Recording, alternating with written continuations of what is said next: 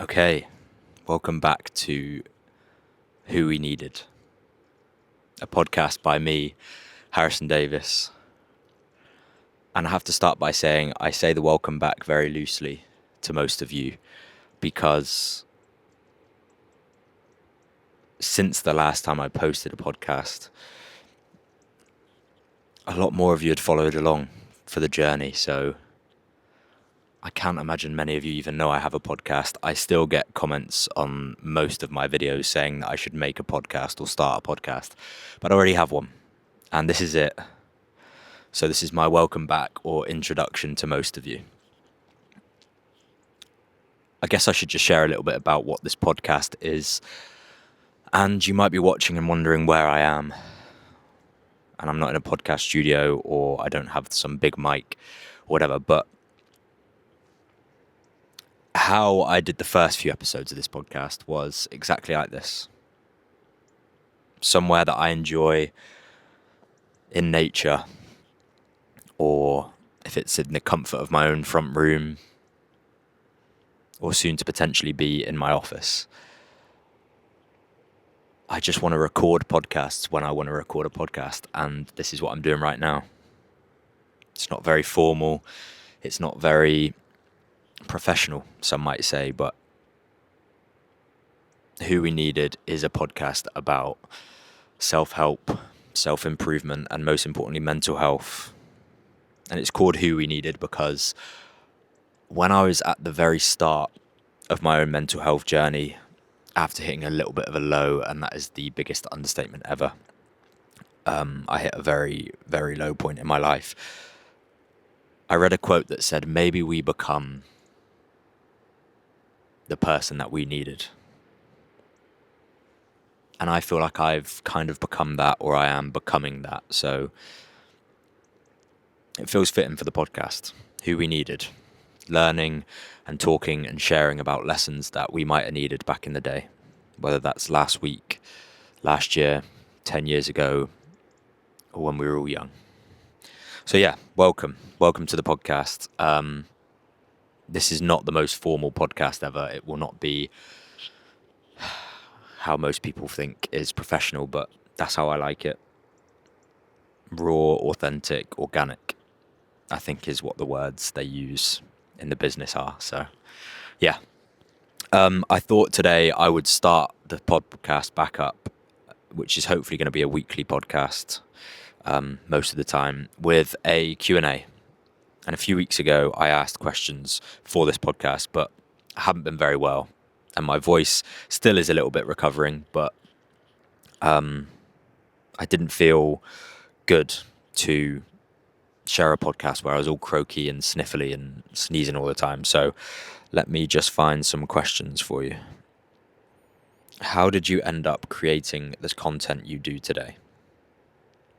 So I have shared this before, but I guess it's important to share where this started and how I started and why I picked up the camera that first time. I guess I don't know exactly why.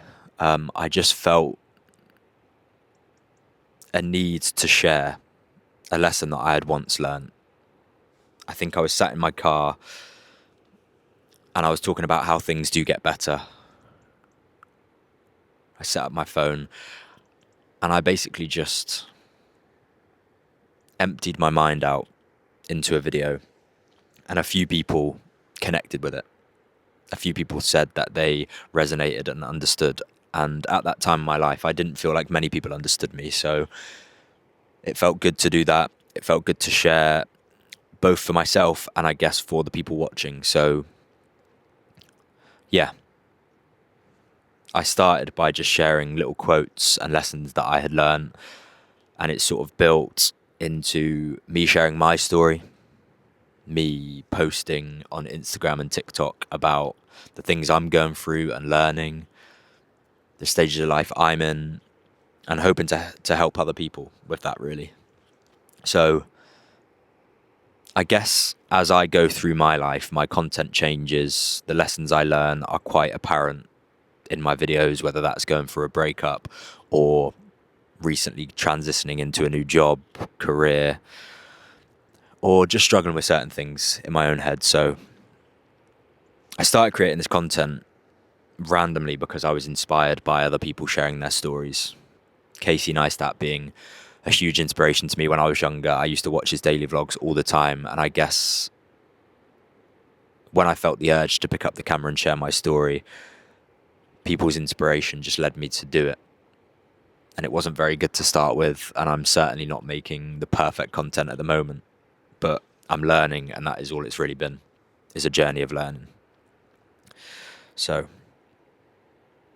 I've got a lot of how old are you and are you single on here, which is a bit random. I thought they were going to be a bit different questions to that, but I am 26, recently turned 26, and yes, I am single. Yeah, have been for a while. Well, not too long, but yeah, navigating single life. Have I found my true purpose with my life? And with that, do I regret anything? I didn't even know that question was going to be on there, but that is a very, very good question. And I'm going to be completely honest and open here that I haven't really ever said that I found my purpose. I once thought I had a purpose, and then that disappeared. But now I feel like I really have found a purpose. I don't know the name for that, but I think helping other people realize that they can help themselves, helping people get through challenges, helping people feel understood and seen, is something that feels like a bit of a purpose to me. And I'm still navigating that. I don't know exactly how that looks. I don't know the title for that. But I guess my purpose feels like self-help, sharing self-help, how people can help themselves, how we can help each other. And yeah, the mental health awareness and being an advocate for that feels like a purpose to me. And I will quickly interject to that as with proof. I recently went to a Nike event. I was invited to a very intimate Nike event where we tried out and were filmed trying out the new Nike underwear range. And obviously working with that big of a brand is massive. And people back home kept congratulating me for it, which is amazing. Of course, I am super grateful for that. And the fact that everyone around me supports me and cheers me on is just out of this world. But a good mate of mine, James, I don't know if you're watching this, James, but he said all the hard work is paying off.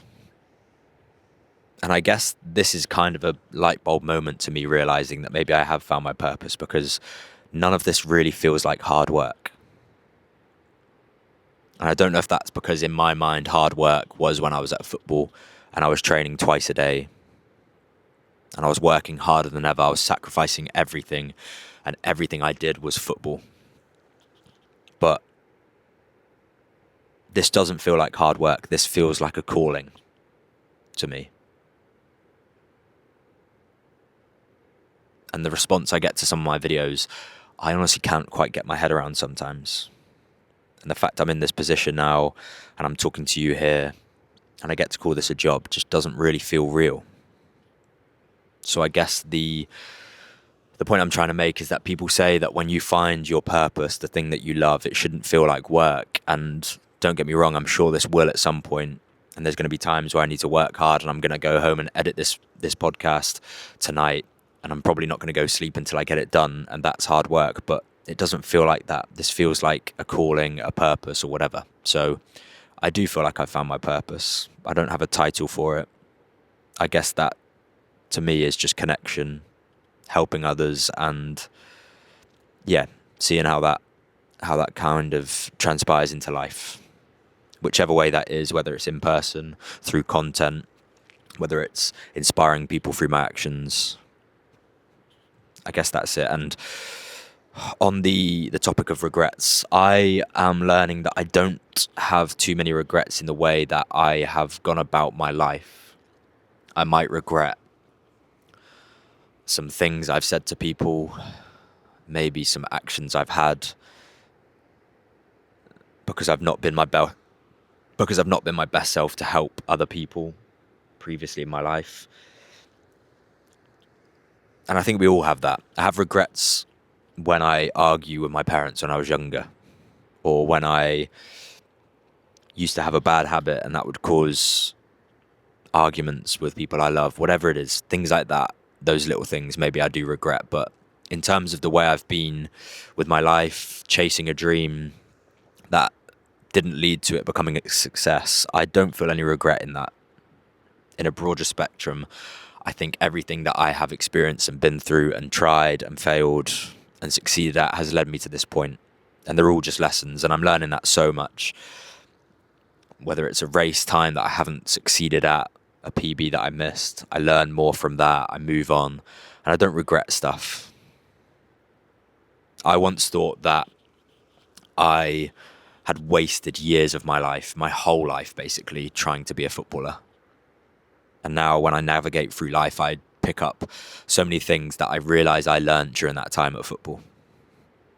So many habits, so many characteristics to my personality, the fact that I still show up half an hour late to most things because that's what we did at football, or whether it's the fact that I shake people's hands and look them in the eye because we had to do that when I was at football, things like that.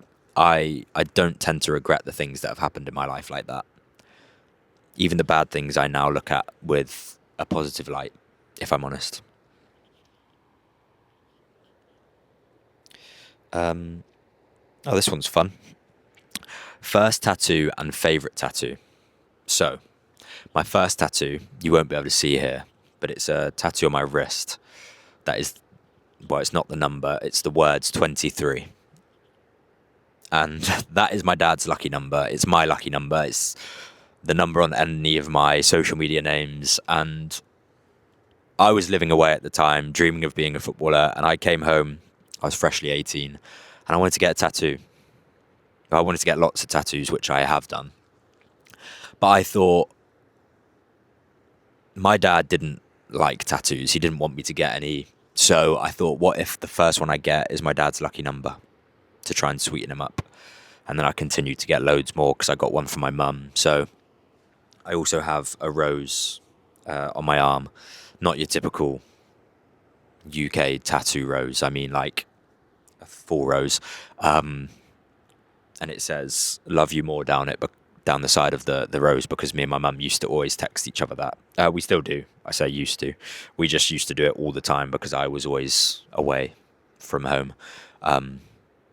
So, yeah, got those two pretty quickly. Those two are up there, my favourites. I've got my sister's year of birth. I've got a matching one with my sister. I've got one for my niece on my shoulder. But I guess the one that means the most to me, that might be my favourite then, is on the back of my arm.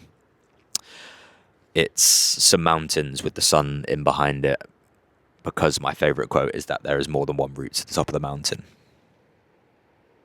And there really is more than one route to the top of the mountain. So, yeah, that's my favourite tattoo. I am constantly reminded of that one, and I constantly remind myself of that one. What is the cost of me pursuing my dreams? I want to quickly preference that I have not thought about any of these questions. I screenshotted them a few weeks ago. So I'm just completely answering off the cuff. But what is the... Sorry, I've forgotten that one already. What is the cost of pursuing your dreams? I might change my mind on this when I have a deeper think about it, but I guess any cost or negative to it is all part of chasing my dream. But I don't know, the cost. I guess it would be in the dedication of things. So when I want to get a video finished and I stay up late to do it, or if I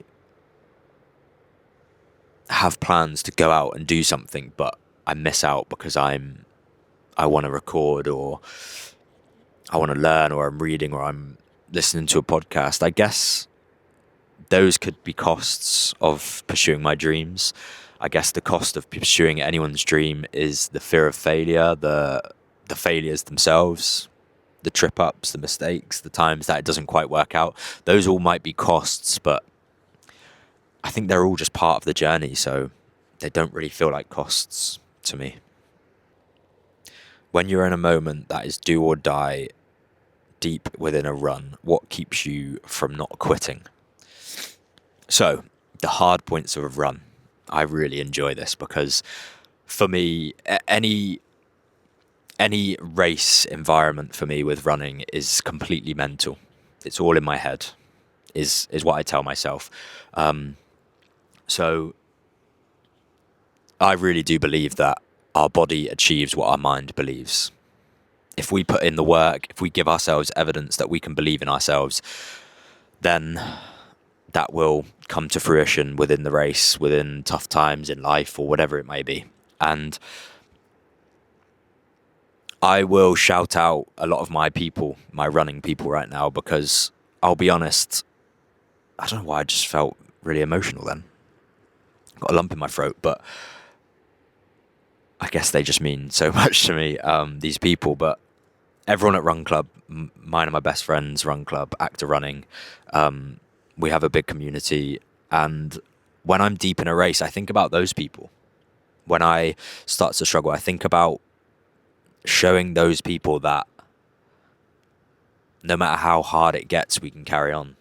And I am getting emotional here. If I end up crying, I guess that's just it. But running has been such a massive part of my life and getting me back on track and giving me happiness and joy again. And it really gave me a purpose when I felt like I didn't have one. And all of the special people, I hope you're watching this, you all mean so much to me. Those are the people that come to mind. And although I've never really said that to them, when I'm struggling, when I even think about telling myself that this is getting hard, I just remind myself that, like, I'm proving to myself and to those that they can do hard things, and I want to do that for them because they're amazing and they are all smashing life at whatever experience level of running they are. I want to do it for them, and I guess I also want to do it for you guys that follow me on social media. I kind of just tell myself, like, no, this is to prove to those out there that they can do it. They can set their goal and they can go and do it, and it's going to be hard, but they can carry on. So yeah, when I'm deep in a run, I tell myself I can. I remind myself of all the training and the hard work and the hours that maybe I didn't want to do it out in the rain or the cold. And I show up for myself and all of my people. That's what I really think about. How do I reset in my life? This is a very good question because I literally just thought about this as I was walking here. I've had one of those days where I've been overthinking a little bit, and I found myself sat down stressing and worrying about little things that don't need to be worried about right now. And then I walked up here, as you can see where I am. I had to do about a 20-minute walk to get here.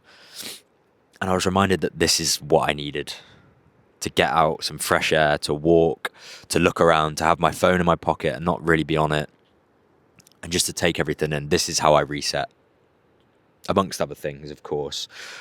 But this feels like a reset to me. A couple of other things are journaling. Always resets my mind. It kind of makes a clean slate up in my head and allows me to move on with my day. So journaling in the morning or in the evening, whenever's needed, is a big one for me. And then just spending a day doing stuff with my friends that isn't productive or isn't looked at as something that is going to improve anything. It's just something that we're going to do to be fully present, whether that's going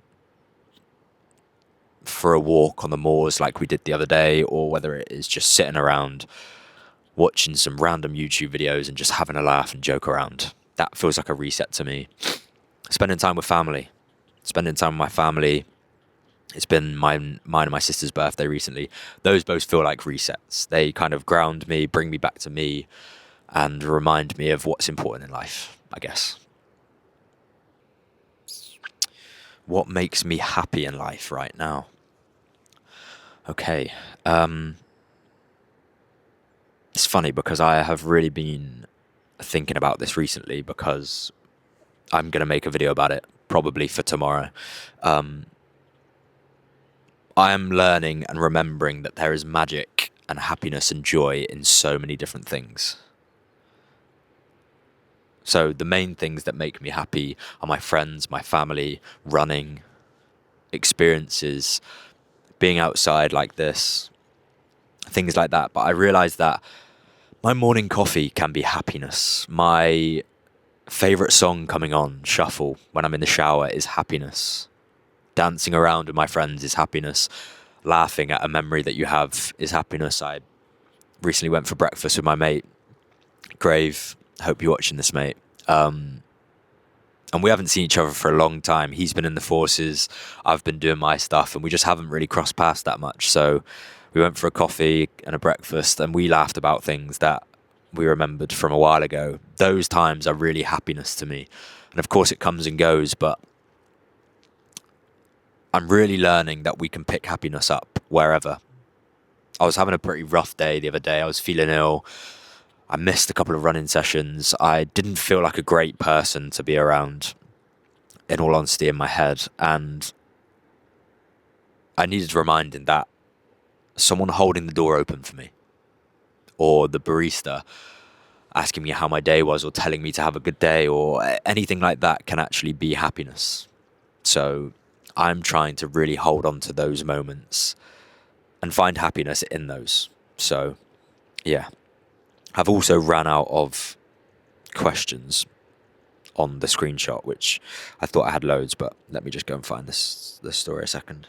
But yeah, if you're wondering why I'm sat here to do the podcast, I just guess this feels like a very authentic, open place to me. I can be myself, I can talk, and I'm just in the middle of nowhere. Like, I'll show you on my YouTube video if you do end up watching my YouTube video, but like, I'm just in the middle of nowhere on a footpath. This is like the gate to climb over. So, right, here we go. I don't think this is it. This is a different question thing I asked, but it'll have some answers on here. How do you get over heartbreak? I guess this is the space to be vulnerable and open up, but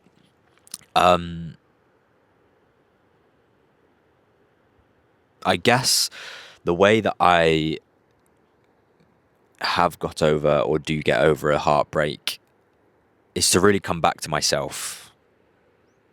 And there's a theme in this podcast, because I guess this is just the way I live my life. But I just really try to remind myself of the things I like to do. So I spend a lot more time by myself, of course, which I don't think is a bad thing. I would come here to a beach just round the corner there in the cove, and I would just go for walks or trail runs, or just sit in my van and look at the sea and come back to myself and remind myself of the things that I love to do. So I started running again more. I connected with people that maybe I'd lost connection with because I was busy in a relationship. I spent more time with friends, and I really lent on my people, I guess. But I guess the biggest reminder after a heartbreak is that, in the nicest way possible, like, I have all respect to any ex relationships that I have, but you have to remember that you existed before that person, and you are going to exist after that person, and you are going to meet so many new people, whether that is in romance or in friendship, that are going to change your life too. And you have to respect and be happy and not regret any times that happened between you and someone else, and look forward to the good things that are to come, whether that is a solo date, whether that is traveling alone, whether that is being with friends, whether that is going on dates and having a laugh and it not working out, whatever it is. I'm still learning that. I haven't started dating since my last relationship. I'm kind of just enjoying the wave of solo stuff right now. But I was lucky enough. I went away for a 4-day, 5-day trip to Mallorca in the summer, and I feel like that was a big step for me in my sort of independence, I guess, because I spoke to different people. because I had to. And yeah, I guess my way of getting over it is just going through it, feeling the feelings, understanding that you are going to be a bit sad and lost and low and feel a bit lonely, but you will become yourself again. Do the things that you love and really buy into those again. Okay, next one. Do you believe in a higher being? Or if so, does this help you? I am really on a journey with this, I have to admit, because there are times in my life where I have definitely prayed to a God. When I was in a low point and when I played football and I was in sort of a tough pressure environment, I would pray, I guess. I would talk to a higher being. And even now, I trust in something higher. But I'm just not sure that that is a religion. I'm not sure if it's a God. I'm not sure if it's the universe or a higher being. I just kind of have this trust in the journey. And without getting too technical or in deep, because everyone has their own beliefs, but for me, it's just nice to know that things do work out. I don't know who's doing that for me yet. I don't know what's doing that. But I think that if we believe in something and trust something and we love something enough and really love it, then the universe has a funny way of drawing us to it. I really believe in manifestation. I have lived it a few times now. Me being here is kind of one of them. Signing for Southampton back in the day was one of them. I manifested that. And I can definitely talk deeper into that, but I guess I do believe in something higher. I just don't have a name for it yet. I guess I would call it the universe for now. Okay, next up, where do I live? So I'm not going to obviously tell you exactly where I live, but I live in Devon, which is in the southwest of England, the best part, if you ask me. And I love it here, if I'm honest. I don't live in London, like most people would assume, I guess. But yeah, I grew up here. I was born here. My family are all from here. And then I moved away when I was younger for 5 years. And then I came back. And I definitely fell in love with it more when I came back. Like, the views behind me, you'll see. Like, it's absolutely unbelievable here. I love where I live. I am going to have to wrap this up pretty soon because the sun has started to set a lot quicker. A lot quicker than I thought. So, yeah. Oh, I like this one a lot. How do you find your people and find a passion that you love? I think I've spoken about this before, but because I'm revisiting this and the podcast and everything, I think I should probably talk about this. I spent a long time feeling like I didn't fit in, and that doesn't mean I didn't have friends before, because I did. I had a friendship group, and I think I was very lucky to have that. But in terms of finding your people that you really connect with, I am lucky enough to have a group of us now that I feel very understood amongst. And I keep meeting people now in this world of content creation and just in life in general that I really connect with. And I think it is because I have really, really dug into who I am. I have tried things that I've always wanted to try. I've started to dress the way I want to dress. And I have just been expressive in the way that I want to be. And the quote or the saying to chase your...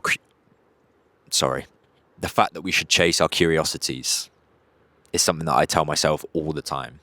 If we are curious about something, we should go and do it. I just saw loads of surfers down on the beach and I thought, I need to surf again. I haven't surfed in quite a few years and I should start surfing again. I'm curious about it. I should try it. If I'm rubbish, then I'm going to get better. If I don't get any better, then maybe it's not my passion. Maybe it's not something I'll enjoy, but whatever. I think we should chase our curiosities. Whether that is going to a place, trying a food, whatever it might be to you. Go and chase the things that you think are cool. If you look at someone online, for example, and you think, oh, I love the way they do that, or the fact that they wear this, or the places that they travel to, or the way they do this, give it a try. because at some point in their life, they had no idea how to do that thing or the way to dress or express themselves. So we just have to keep trying. And pretty soon, once you try, you become yourself, you'll end up surrounded by the people that are looking for you. Once you become you, you strip away all that worry about pleasing everyone else and wearing the same as everyone else and trying to fit in, you'll stand out. And your people will be able to see you and find you. But how can your people find you if you aren't being you? That is a big one for me. I am going to, 30 minutes. I am going to wrap this up. Not every podcast will be this short. I am just conscious of the sunset here and I need to walk back. I have no lights. But I really appreciate you being here. I really appreciate all your questions. Thank you. If I didn't answer your question, I will be doing more. I'll try and add a couple into each episode. But yeah, this is the Who We Needed podcast, and I am Harrison Davis. I love doing this, and I'm very glad I came here to film this podcast because it has given me that fire back in my belly to do it again. So yeah, I appreciate you. Thank you for watching. I hope you took some value from the episode. And I'm excited to see where this goes, whether that is guest episodes, whether that is questions from you guys, life experiences I'm going through. It's going to be everything. Just a raw version of what I want to create and what we want to create as a community. So I appreciate you. Thank you for being here. Have a lot of love for you. Yeah. I hope you have a lovely day or week or weekend whenever you're watching this. Take a breath and remember that you are doing amazing. Don't let the world tell you that you're not.